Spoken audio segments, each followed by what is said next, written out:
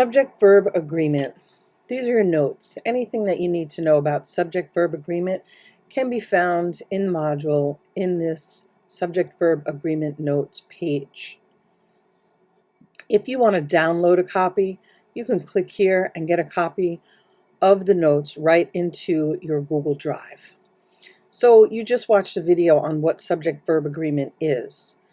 Basically, subject-verb agreement means that I are is incorrect and I am is correct. That's the basics of the whole entire topic, but things get a little tricky at some points.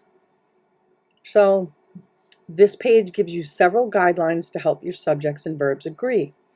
Remember, the subject is the who or the what that is doing the action of a sentence.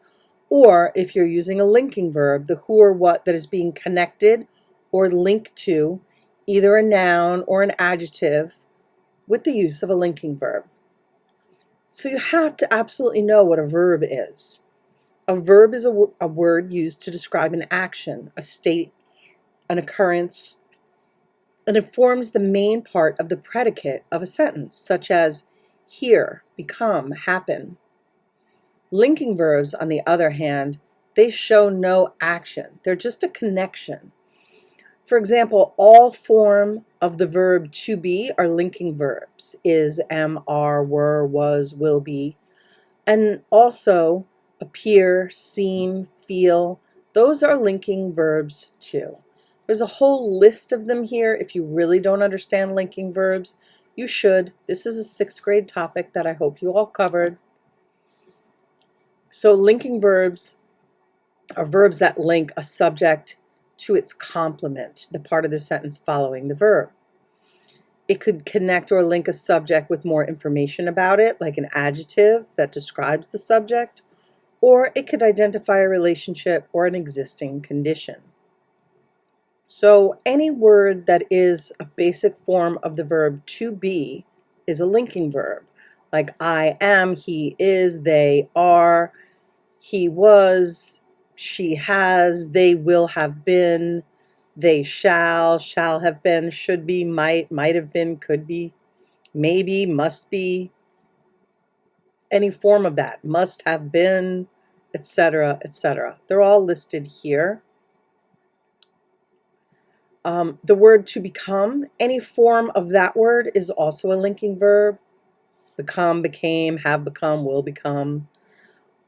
Even the verb to seem, she seemed happy.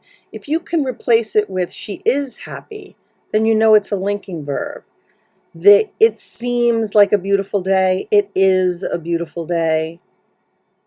Here's some more examples. I am glad it's Friday. Laura is excited about her new bike. My birds are hungry. So these verbs link the subject to an adjective, subject to an adjective, or to a state of being. So back to the notes page. And these are the basic rules. This is written, there's 11 of them here. These are written in my vernacular, in my language. So when the subject of a sentence is composed of 2 or more nouns or pronouns by and, use a plural verb. So that's this here, she and her friends. If you can replace it with they, it's plural. They are at the fair. When 2 or more singular nouns or pronouns are connected by or nor, use a singular verb. So it's the book is in the drawer or the pen is in the drawer. Not both. It doesn't say the book and the pen. It says the book or the pen. So it's either one or the other. So it's one. It is in the drawer. It being the book or it being the pen. It is not a they in this case.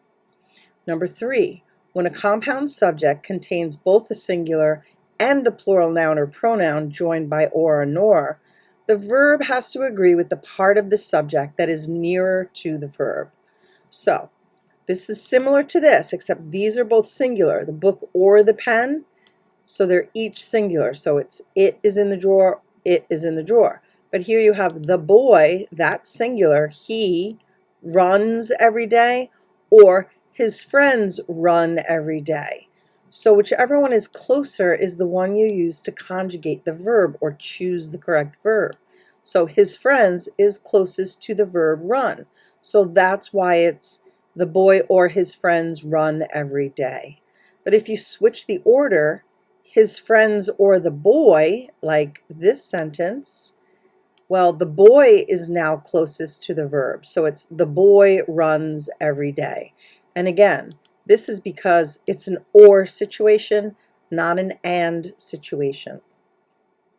Number 4, doesn't is a contraction of does plus not and should be used only with a singular subject. You can't say they doesn't. You have to say it doesn't. That's a singular subject. The boy doesn't. He doesn't. If it's plural, it would be they don't. So it's they do plus you add the not. The not is not actually the verb. It's an adverb. It's just connected to the verb to negate it, to make it the opposite. Okay, so he doesn't like it, I don't like it, they don't like it, you don't like it. Number 5, do not be misled by a phrase that comes between the subject and the verb. The verb agrees with the subject, not with a noun or a pronoun in the phrase. This is the one you really need to pay attention to. So let me explain. In this sentence, one of the boxes is open. The subject of the sentence is the word one. Of the boxes is a prepositional phrase. It is not the part of the simple subject. So it's one is open. You can't say the boxes are open because the boxes are not open. Only one of the boxes is open. Let's try that again. The people who listen to that music are few. That's a confusing sentence. It's the people. It's not who listen to that music. It's the people are few. They are few. People is plural. The people. They are few.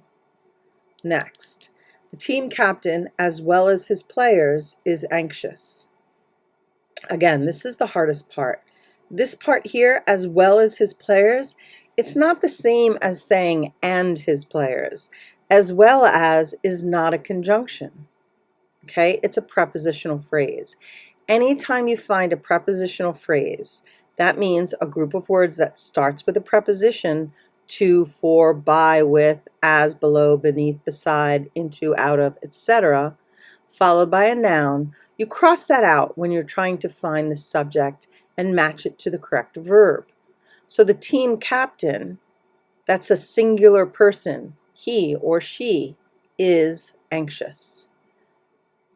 Next, the book, including all the chapters in the first section, is boring.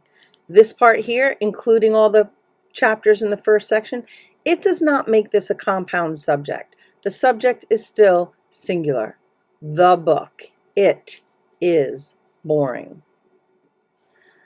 The final example here, the woman with all the dogs walks down my street. It's the woman who walks down my street. It's not the woman and all her dogs. It's the woman with all the dogs. So there is a difference between and with. There is a difference between and including. There is a difference between and as well as. They are not equal. Number 6. The words each one, either, neither, everyone, everybody, anybody, anyone, nobody, somebody, someone, and no one are singular. They all require a singular verb. Each of these hot dogs is juicy. It looks like it's plural because you're talking about multiple hot dogs, but you're only talking about each one. Each hot dog is juicy. Everybody. Everybody sounds plural, but it's not. It's singular. It means every single body or every one knows Mr. Jones singularly, separately. Okay? Everybody knows Mr. Jones in their own way. Either is correct. What we're saying here is either one, not both. Either one is correct. So number 5 and number 6 are the hardest ones on this list. Number 7. This one is not as common, but anything like civics, mathematics, dollars, measles, news, those require singular verbs. The news is on at 6. It's really talking about like the news program. Measles is the name of a disease. Dollars, $5 is a lot of money. It's an amount. Mathematics is a subject. It is a singular subject. Mathematics is hard or is easy, depending on your perspective. English is hard. English is easy, but nobody confuses that because it sounds singular, but mathematics sounds plural, but it's not. Civics is not plural. Okay? The word dollars is a special case. So if you're talking about an amount of money, it requires the singular verb. Like $5 is not a lot of money. $5 is. But let's say you dropped $5 bills on the ground.